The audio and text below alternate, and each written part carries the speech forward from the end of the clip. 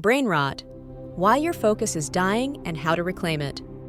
Do you ever feel like your brain is running on fumes? Like you can't focus, your memory's slipping, and boredom sneaks in faster than ever? You're not imagining it. From memes to notifications, the modern world is rewiring our brains, and not for the better. Welcome to the age of brain rot. But what if I told you this isn't just your fault? The forces shaping your mind today are as old as evolution and as new as your TikTok feed.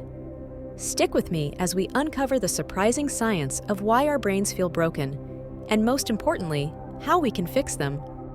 Let's start with memes. These quick, digestible pieces of humor are the perfect reflection of our times, short, snappy, and endlessly shareable. But here's the catch. Memes train our brains to process information in tiny bursts. They're like the junk food of communication, fun in the moment, but leaving us malnourished when it comes to deeper thought. And it's not just memes. Gen Z, the digital natives, have developed an entirely new language of abbreviations, emojis, and GIFs. While creative and expressive, it's also a sign of how our attention spans are shrinking.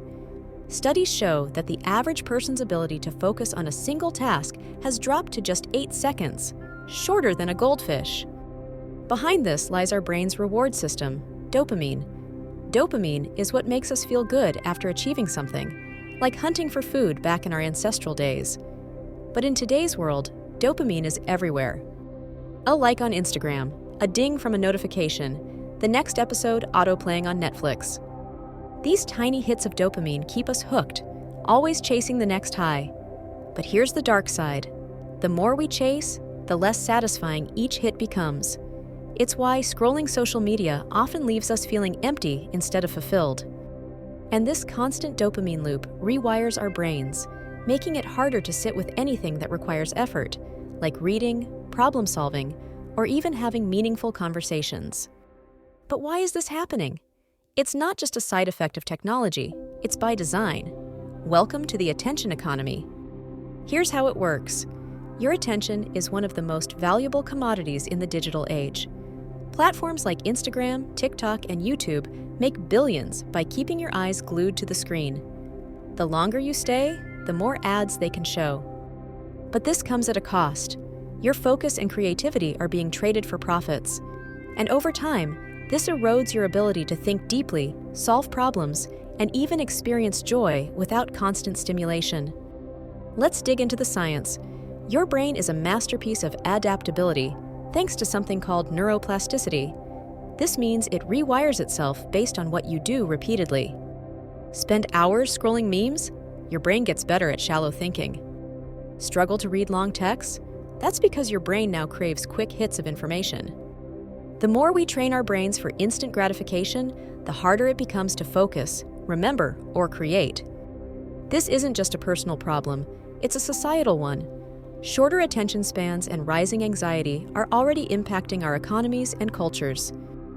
Productivity drops when people can't focus at work. Creativity suffers when we can't connect ideas over time. Anxiety rises when constant stimulation makes stillness feel unbearable. In economic terms, the opportunity cost of brain rot is staggering.